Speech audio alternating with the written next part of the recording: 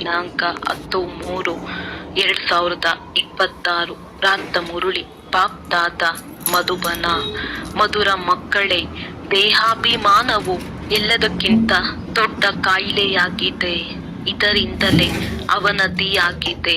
ಆದ್ದರಿಂದ ಈಗ ದೇಹಿ ಅಭಿಮಾನಿಯಾಗಿ ಪ್ರಶ್ನೆ: ನೀವು ಮಕ್ಕಳ ಕರ್ಮಾತೀತ ಸ್ಥಿತಿಯು ಯಾವಾಗ ಆಗುವುದು?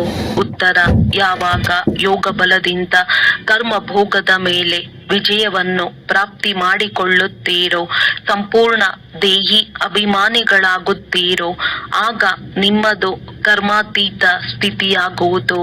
ಈ ದೇಹಾಭಿಮಾನದ ರೋಗವೇ ಎಲ್ಲದಕ್ಕಿಂತ ದೊಡ್ಡದಾಗಿದೆ. ಇದರಿಂದಲೇ ಪ್ರಪಂಚವು ಪತಿತವಾಗಿದೆ. ನೀವೀಗ ಆತ್ಮ ಅಭಿಮಾನಿಗಳಾಗಿ ಆಗ ಆ ಖುಷಿ, ಆ ನಶೆಯು ಇರುವುದು. ಚಲನೆಯು ಸುಧಾರಣೆಯಾಗುವುದು. ಗೀತೆ. ರಾತ್ರಿಯ ಪ್ರಯಾಣಿಕನೇ, ಸುಸ್ತಾಗಬೇಡ. ಓಂ ಶಾಂತಿ. ಪ್ರಯಾಣಿಕನ ಅರ್ಥವನ್ನು ಮಕ್ಕಳು ಕೇಳಿದ್ದೀರಿ. ನೀವು ಬ್ರಹ್ಮಮುಖ ವಂಶಾವಳಿ ಬ್ರಾಹ್ಮಣರ ವಿನಃ ಮತ್ಯಾರು ತಿಳಿಸಲು ಸಾಧ್ಯವಿಲ್ಲ. ನೀವು ಯಾರು ದೇವಿ ದೇವತೆಗಳಾಗಿದ್ದೀರೋ ವಾಸ್ತವದಲ್ಲಿ ಮನುಷ್ಯರೇ ಆಗಿದ್ದೀರಿ. ಆದರೆ ನಿಮ್ಮ ಗುಣಗಳು ಬಹಳ ಒಳ್ಳೆಯದಾಗಿತ್ತು. ನೀವು ಸರ್ವಗುಣ ಸಂಪನ್ನರು, 16 ಕಲಾ ಸಂಪೂರ್ಣರಾಗಿದ್ದೀರಿ.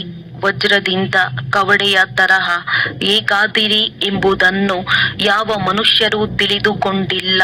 ನೀವೂ ಸಹ ನಂಬರ್ವಾರ್ ಪುರುಷಾರ್ಥದನುಸಾರ ಪರಿವರ್ತನೆಯಾಗಿದ್ದೀರಿ.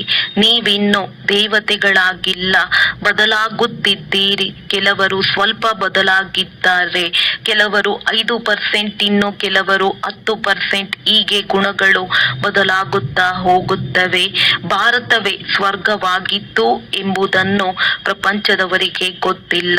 ಇದನ್ನು ಹೇಳುತ್ತಾರೆ ಕ್ರಿಸ್ತನಿಗೆ 3000 ವರ್ಷಗಳ ಮೊದಲು ಭಾರತದಲ್ಲಿ ದೇವಿ ದೇವತೆಗಳಿದ್ದರು. ಅವರಲ್ಲಿ ಇಂತಹ ಗುಣಗಳಿತ್ತು. ಆ ಕಾರಣದಿಂದ ಅವರಿಗೆ ಭಗವಾನ್ ಭಗವತಿ ಎಂದು ಹೇಳುತ್ತಿದ್ದರು. ಈಗಂತೂ ಆ ಗುಣಗಳಿಲ್ಲ. ಯಾವ ಭಾರತವು ಇಷ್ಟು ಸಾಹುಕಾರನಾಗಿತ್ತೋ, ಹೇಗೆ ಅವರ ಅವನತಿ ಆಯಿತು ಎಂಬುದು ಮನುಷ್ಯರಿಗೆ ಅರ್ಥವೇ ಆಗುವುದಿಲ್ಲ. ಅದನ್ನೂ ಸಹ ತಂದೆಯೇ ತಿಳಿಸುತ್ತಾರೆ. ನಿಮ್ಮಲ್ಲಿ ಯಾರ ಚಲನೆಯು ಸುಧಾರಣೆಯಾಗಿದೆಯೋ ಅವರು ಸಹ ತಿಳಿಸುತ್ತೀರಿ.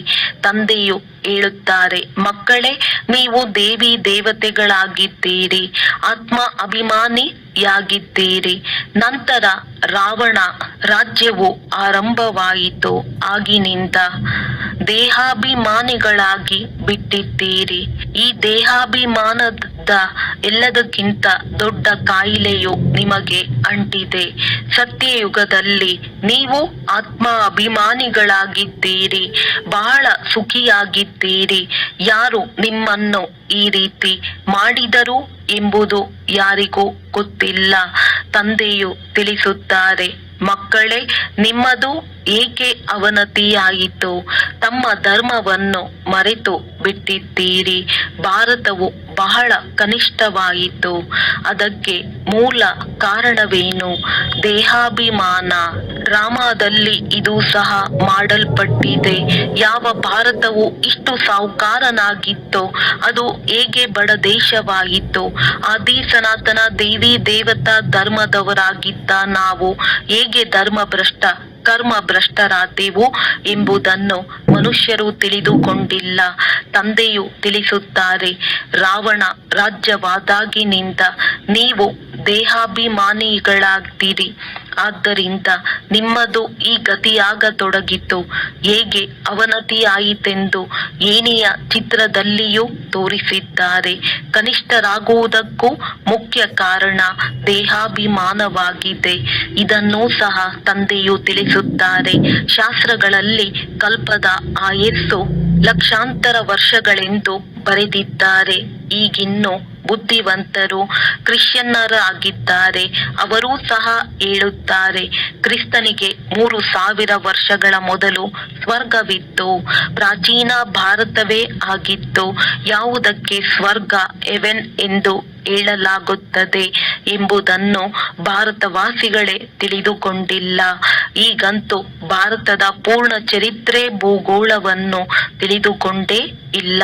ಕೆಲವು ಮಕ್ಕಳಲ್ಲಿ ಸ್ವಲ್ಪ ಜ್ಞಾನವಿದ್ದರೂ ಸಹ ದೇಹಾಭಿಮಾನವು ಬಂದು ಬಿಡುತ್ತದೆ. ನಮ್ಮ ಹಾಗೆ ಯಾರೂ ಇಲ್ಲವೆಂದು ತಿಳಿದುಕೊಳ್ಳುತ್ತಾರೆ. ಭಾರತದ ಇಂತಹ ದುರ್ದಶೆ ಏಕಾಯಿತು ಎಂಬುದನ್ನು ತಂದೆಯೇ ತಿಳಿಸುತ್ತಾರೆ. ಪತಿತ ಪಾವನ ಬನ್ನಿ ಬಂದು ರಾಮರಾಜ್ಯವನ್ನು ಸ್ಥಾಪನೆ ಮಾಡಿ ಎಂದು ಬಾಪೂಜಿಯೂ ಸಹ ಹೇಳುತ್ತಿದ್ದರು. ಆತ್ಮಕ್ಕೆ ಅವಶ್ಯವಾಗಿ ತಂದೆಯಿಂದ ಎಂದಾದರೂ ಸುಖ ಸಿಕ್ಕಿದೆ. ಆದ್ದರಿಂದಲೇ ಪತಿತ ಪಾವನನನ್ನು ನೆನಪು ಮಾಡುತ್ತಾರೆ. ತಂದೆಯು ತಿಳಿಸುತ್ತಾರೆ, ನನ್ನ ಮಕ್ಕಳು ಯಾರು ಶೂದ್ರರಿಂದ ಬ್ರಾಹ್ಮಣರಾಗುವರೋ ಅವರೂ ಸಹ ಪೂರ್ಣ ಆತ್ಮಾಭಿಮಾನಿಗಳಾಗುವುದಿಲ್ಲ. ಪದೇ ಪದೇ ದೇಹಾಭಿಮಾನದಲ್ಲಿ ಬಂದು ಬಿಡುತ್ತಾರೆ. ಇದು ಎಲ್ಲದಕ್ಕಿಂತ ಹಳೆಯ ರೋಗವಾಗಿದೆ. ಇದರಿಂದಲೇ ಈ ಗತಿಯುಂಟಾಗಿದೆ. ದೇಹಿ ಅಭಿಮಾನಿಗಳಾಗುವುದರಲ್ಲಿ ಬಹಳ ಪರಿಶ್ರಮವಿದೆ. ಎಷ್ಟು ದೇಹಿ ಅಭಿಮಾನಿಗಳಾಗುತ್ತೀರೋ ಅಷ್ಟು ತಂದೆಯನ್ನು ನೆನಪು ಮಾಡುತ್ತೀರಿ ಮತ್ತು ಅಪಾರ ಖುಷಿ ಇರಬೇಕು. ಗಾಯನವೂ ಇದೆ. ಪರಬ್ರಹ್ಮದಲ್ಲಿರುವ ಪರಮಾತ್ಮನನ್ನು ಪಡೆಯುವ ಇಚ್ಛೆ ಇತ್ತು. ಅವರು ಸಿಕ್ಕಿಬಿಟ್ಟರು. ಅವರಿಂದ 21 ಜನ್ಮಗಳ ಆಸ್ತಿಯೂ ಸಿಗುತ್ತದೆ. ಅಂದ ಮೇಲೆ ಇನ್ನೇನು ಬೇಕು? ನೀವು ಕೇವಲ ದೇಹಿ ಅಭಿಮಾನಿಯಾಗಿ ನನ್ನೊಬ್ಬನನ್ನೇ ನೆನಪು ಮಾಡಿ ಬಲೆ ಗೃಹಸ್ಥ ವ್ಯವಹಾರದಲ್ಲಿರಿ. ಇಡೀ ಪ್ರಪಂಚವು ದೇಹಾಭಿಮಾನದಲ್ಲಿದೆ.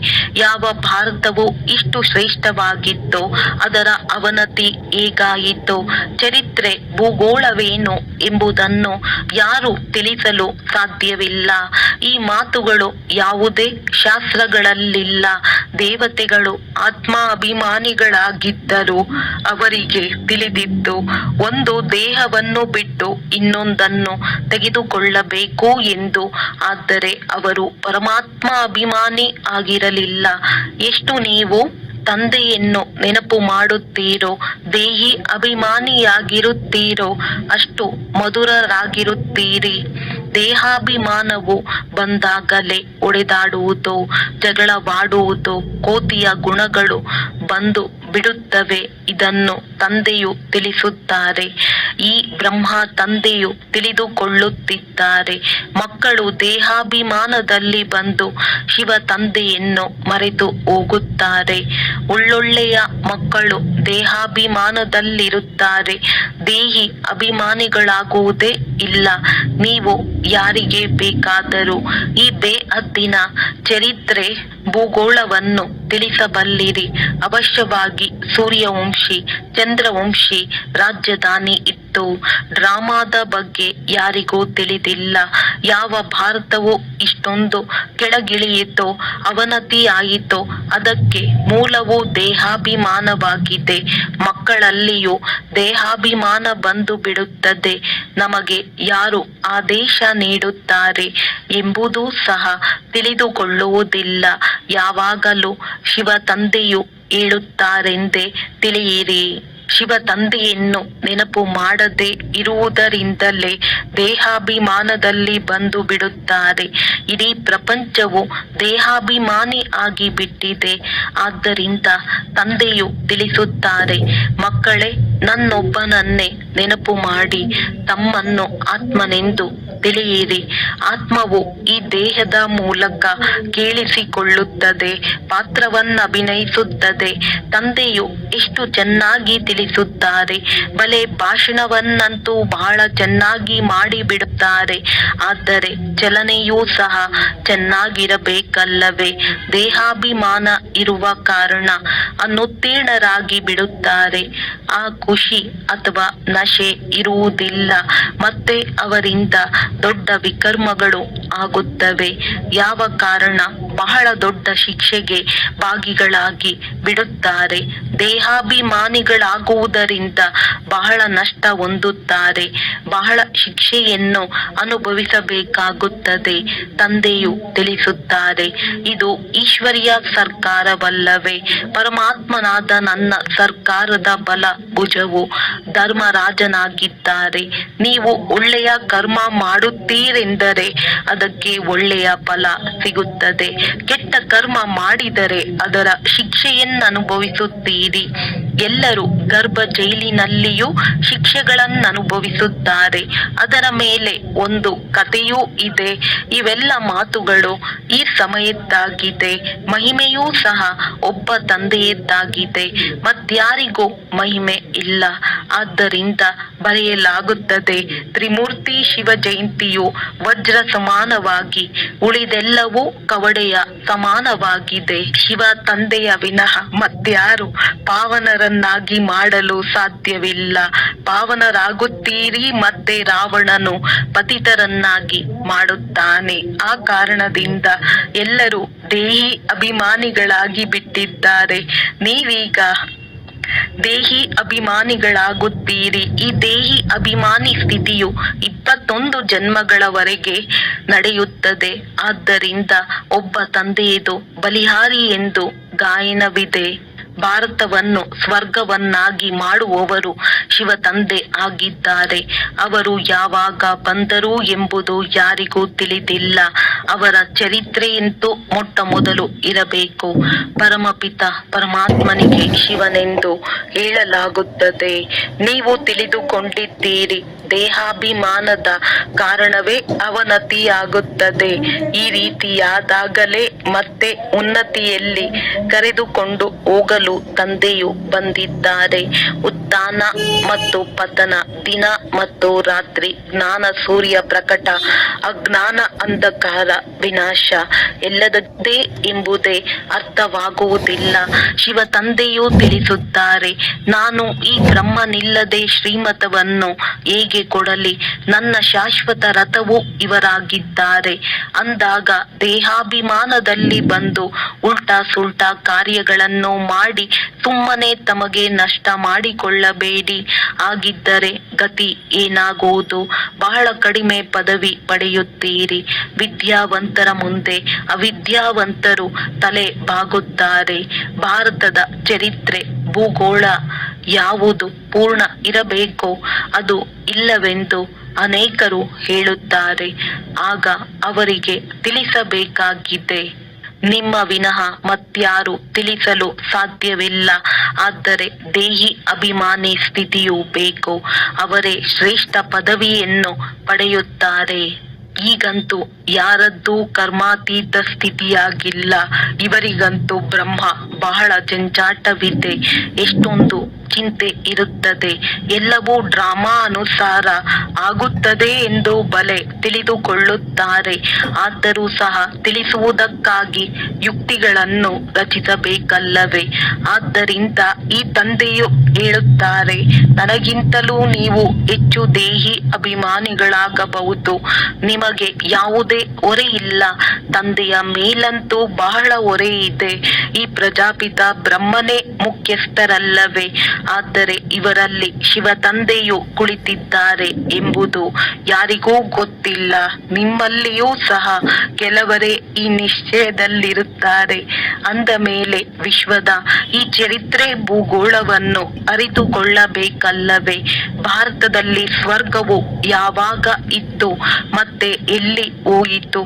ಹೇಗೆ ಪತನವಾಯಿತು? ಇದು ಯಾರಿಗೂ ತಿಳಿದಿಲ್ಲ. ಎಲ್ಲಿಯವರೆಗೆ ನೀವು ತಿಳಿಸುವುದಿಲ್ಲವೋ ಅಲ್ಲಿಯವರೆಗೆ ಯಾರಿಗೂ ಅರ್ಥವಾಗುವುದಿಲ್ಲ. ಆದ್ದರಿಂದ ತಂದೆಯು ಆದೇಶ ನೀಡುತ್ತಾರೆ, ಶಾಲೆಗಳಲ್ಲಿಯೂ ವಿಶ್ವದ ಚರಿತ್ರೆ ಭೂಗೋಳವನ್ನು ತಿಳಿಸಬೇಕು. ಅವನತಿಯನ್ನು ಕುರಿತು ಭಾಷಣ ಮಾಡಬೇಕು. ಭಾರತವು ವಜ್ರ ಸಮಾನವಾಗಿತ್ತು. ಅದು ಹೇಗೆ ಕವಡೆಯಂತೆ ಆಯಿತು? ಎಷ್ಟು ವರ್ಷಗಳು ಹಿಡಿಸಿತ್ತು ಎಂಬುದನ್ನು ನಾವು ತಿಳಿಸುತ್ತೇವೆ. ಹೀಗೆ ಭಿತ್ತಿ ಪತ್ರಗಳನ್ನು ವಿಮಾನಗಳಿಂದ ನೀವು ಹಾಕಿಸಬಹುದು. ತಿಳಿಸುವವರು ಬಹಳ ಬುದ್ಧಿವಂತರಿರಬೇಕು. ಸರ್ಕಾರವು ಒಪ್ಪಿದರೆ ಸರ್ಕಾರದ ದೆಹಲಿಯಲ್ಲಿರುವ ವಿಜ್ಞಾನ ಭವನದಲ್ಲಿ ಎಲ್ಲರಿಗೆ ನಿಮಂತ್ರಣ ನೀಡಿ ಕರೆಸಬೇಕು. ಅದು ಪತ್ರಿಕೆಗಳಲ್ಲಿಯೂ ಬರಲಿ.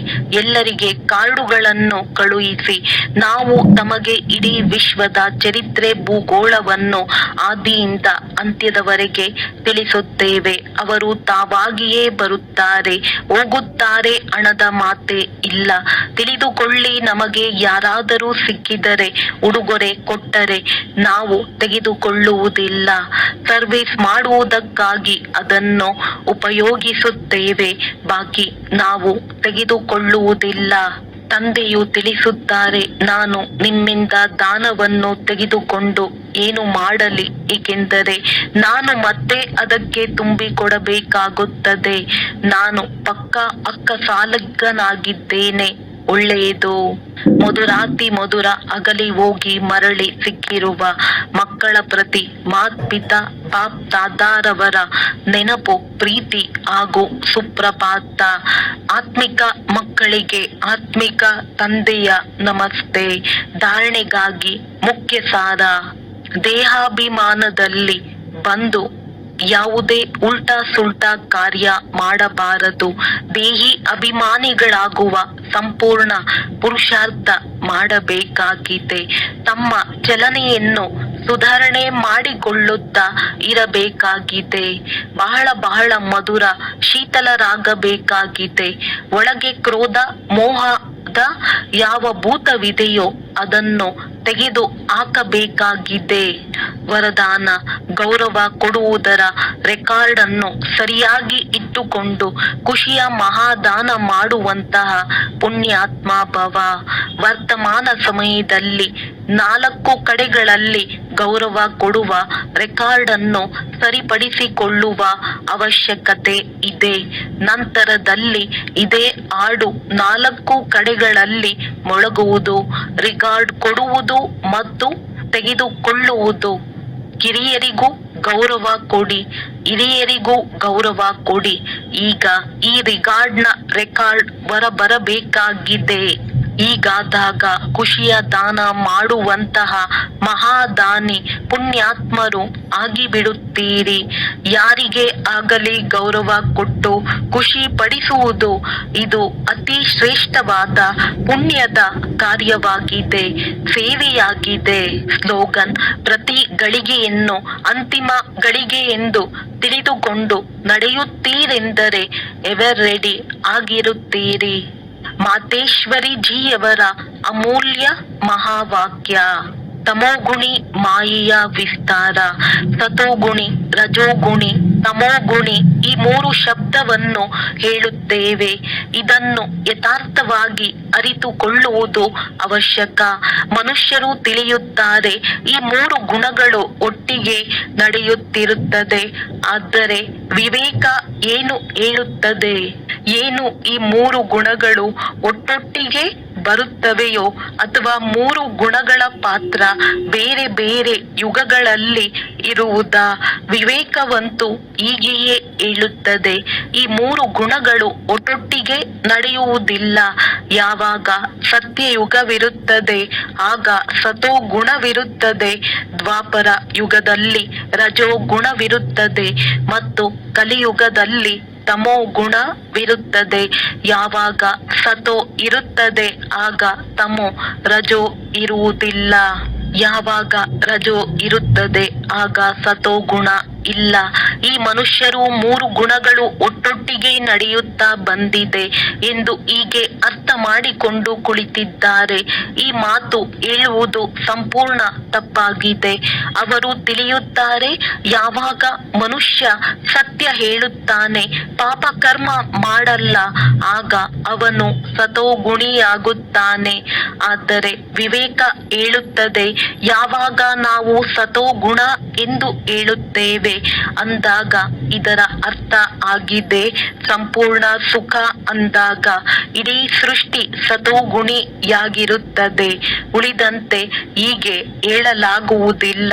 ಯಾರು ಸತ್ಯ ಹೇಳುತ್ತಾರೆ ಅವರು ಸತೋಗುಣಿ ಮತ್ತು ಯಾರು ಸುಳ್ಳನ್ನು ಹೇಳುತ್ತಾರೆ ಅವರು ಕಲಿಯುಗಿ ತಮೋಗುಣಿಯಾಗಿದ್ದಾರೆ. ಪ್ರಪಂಚ ಹೀಗೆ ನಡೆಯುತ್ತಾ ಬಂದಿದೆ. ಈಗ ಯಾವಾಗ ನಾವು ಸತ್ಯಯುಗ ಎಂದು ಹೇಳುತ್ತೇವೆ, ಆಗ ಇದರ ಅರ್ಥವಾಗಿದೆ ಇಡೀ ಸೃಷ್ಟಿಯಲ್ಲಿ ಸತೋಗುಣ ಸತೋ ಪ್ರಧಾನ ಇರಬೇಕು. ಹಿಂದೆ ಒಂದು ಸಮಯದಲ್ಲಿ ಹೀಗೆ ಸತ್ಯಯುಗ ಇತ್ತು. ಎಲ್ಲಿ ಇಡೀ ಸಂಸಾರ ಸತೋಗುಣಿಯಾಗಿತ್ತು. ಈಗ ಆ ಸತ್ಯಯುಗ ಇಲ್ಲ. ಈಗಂತೂ ಕಲಿಯುಗಿ ಪ್ರಪಂಚವಿದೆ. ಇಡೀ ಸೃಷ್ಟಿಯ ಮೇಲೆ ತಮೋ ಪ್ರಧಾನತೆಯ ರಾಜ್ಯವಿದೆ. ಈ ತಮೋಗುಣಿ ಸಮಯದಲ್ಲಿ ಮತ್ತೆ ಸತೋಗುಣಿ ಎಲ್ಲಿಂದ ಬಂತು? ಈಗ ಘೋರ ಅಂಧಕಾರವಿದೆ. ಯಾವುದಕ್ಕೆ ಬ್ರಹ್ಮನ ರಾತ್ರಿ ಎಂದು ಹೇಳಲಾಗುವುದು? ಬ್ರಹ್ಮನ ಹಗಲಾಗಿದೆ ಸತ್ಯಯುಗ, ಬ್ರಹ್ಮನ ರಾತ್ರಿ ಕಲಿಯುಗವಾಗಿದೆ. ಆದ್ದರಿಂದ ಎರಡನ್ನು ಸೇರಿಸಲು ಸಾಧ್ಯವಿಲ್ಲ. ಕಲಿಯುಗಿ ಅಸಾರ ಸಂಸಾರದಿಂದ ಸತ್ಯಯುಗಿ ಸಾರಯುಕ್ತ ಪ್ರಪಂಚಕ್ಕೆ ಕರೆದೊಯ್ಯುವುದು ಒಬ್ಬ ಪರಮಾತ್ಮನದೇ ಕರ್ತವ್ಯವಾಗಿದೆ. ಈ ಕಲಿಯುಗಿ ಸಂಸಾರವನ್ನು ನಿಸ್ಸಾರ ಅಸಾರ ಸಂಸಾರವೆಂದು ಏಕೆ ಹೇಳುತ್ತಾರೆ? ಏಕೆಂದರೆ ಈ ಪ್ರಪಂಚದಲ್ಲಿ ಯಾವುದೇ ಸಾರವಿಲ್ಲ. ಅಂದರೆ ಯಾವುದೇ ವಸ್ತುವಿನಲ್ಲಿ ಆ ಶಕ್ತಿ ಉಳಿದಿಲ್ಲ. ಅರ್ಥಾತ್ ಸುಖ, ಶಾಂತಿ, ಪವಿತ್ರತೆ ಇಲ್ಲ. ಯಾವುದು ಇದೇ ಸೃಷ್ಟಿಯಲ್ಲಿ ಒಂದು ಸಮಯದಲ್ಲಿ ಸುಖ, ಶಾಂತಿ, ಪವಿತ್ರತೆ ಇತ್ತು. ಈಗ ಆ ಶಕ್ತಿ ಇಲ್ಲ. ಏಕೆಂದರೆ ಈ ಸೃಷ್ಟಿಯಲ್ಲಿ 5 ಭೂತಗಳ ಪ್ರವೇಶತೆಯಾಗಿದೆ. ಇದರಿಂದಲೇ ಈ ಸೃಷ್ಟಿಯನ್ನು ಭಯದ ಸಾಗರ ಅಥವಾ ಕರ್ಮ ಬಂಧನದ ಸಾಗರ ಎಂದು ಹೇಳುತ್ತಾರೆ. ಇದರಿಂದಲೇ ಮನುಷ್ಯ ದುಃಖಿಯಾಗಿ ಪರಮಾತ್ಮನನ್ನು ಕರೆಯುತ್ತಿದ್ದಾನೆ. ಪರಮಾತ್ಮ ನಮ್ಮನ್ನು ಭವಸಾಗರದಿಂದ ಪಾರು ಮಾಡಿ ಎಂದು ಇದರಿಂದ ಸಿದ್ಧವಾಗುತ್ತದೆ. ಖಂಡಿತ ಯಾವುದೋ ಅಭಯ ಅರ್ಥಾತ್ ನಿರ್ಭಯತೆಯ ಜಗತ್ತು ಇದೆ. ಯಾವುದರಲ್ಲಿ ಹೋಗಲು ಇಚ್ಛೆ ಪಡುತ್ತಾರೆ. ಆದ್ದರಿಂದ ಈ ಸಂಸಾರವನ್ನು ಪಾಪದ ಸಾಗರ ಎಂದು ಹೇಳುತ್ತಾರೆ. ಅದರಿಂದ ಪಾರು ಮಾಡಿ ಪುಣ್ಯ ಆತ್ಮಗಳ ಪ್ರಪಂಚಕ್ಕೆ ಹೋಗಲು ಇಚ್ಛೆ ಪಡುತ್ತಾರೆ. ಅಂದಾಗ 2 ಪ್ರಪಂಚಗಳಿವೆ. ಒಂದು ಸತ್ಯಯುಗಿ ಸಾರಯುಕ್ತ ಪ್ರಪಂಚ, ಎರಡನೆಯದಾಗಿದೆ ಕಲಿಯುಗಿ ನಿಸ್ಸಾರ ಅಸಾರ ಪ್ರಪಂಚ. 2 ಪ್ರಪಂಚಗಳು ಇದೇ ಸೃಷ್ಟಿಯಲ್ಲಿ ಇರುತ್ತದೆ. ಈಗ ಪರಮಾತ್ಮ ಆ ಸಾರಯುಕ್ತ ಪ್ರಪಂಚದ ಸ್ಥಾಪನೆ ಮಾಡುತ್ತಿದ್ದಾರೆ. ಒಳ್ಳೆಯದು. ಓಂ ಶಾಂತಿ. ಅವ್ಯಕ್ತ ಸೂಚನೆ. ನಿಶ್ಚಯದ ಫೌಂಡೇಶನ್ ತಳಪಾಯವನ್ನು ಬಲಗೊಳಿಸಿ ಸದಾ ನಿರ್ಭಯ ಮತ್ತು ನಿಶ್ಚಿಂತರಾಗಿರಿ. ಹೇಗೆ ಜ್ಞಾನದ ವಿಷಯವಿದೆ, ಹಾಗೆಯೇ ಸೇವೆಯದ್ದು ವಿಷಯವಿದೆ. ಯಾರು ಇದರಲ್ಲಿ ನಂಬಿಕಸ್ಥರಾಗಿದ್ದಾರೆ ಅವರೇ ನಂಬರ್ ತೆಗೆದುಕೊಳ್ಳಬಹುದು. ಬೆಳಗ್ಗೆಯಿಂದ ರಾತ್ರಿಯವರೆಗೆ ತಮ್ಮ ಕಾರ್ಯಕ್ರಮಗಳನ್ನು ನಿಗದಿಗೊಳಿಸಿ ಪ್ರತಿನಿತ್ಯದ ಡೈರಿ ಮಾಡಿ. ಏಕೆಂದರೆ ಜವಾಬ್ದಾರಿಯುಳ್ಳ ಆತ್ಮರಾಗಿದ್ದೀರಿ. ನಿಯಮದ ಆತ್ಮಗಳಲ್ಲ, ವಿಶ್ವ ಕಲ್ಯಾಣಕಾರಿ ಆತ್ಮರಾಗಿದ್ದೀರಿ. ಯಾರು ಎಷ್ಟು ದೊಡ್ಡ ಆತ್ಮರಿದ್ದಾರೆ ಅವರದ್ದು ದಿನಚರ್ಯ ಸೆಟ್ ಆಗಿರುತ್ತದೆ. ಒಳ್ಳೆಯದು. ಓಂ ಶಾಂತಿ.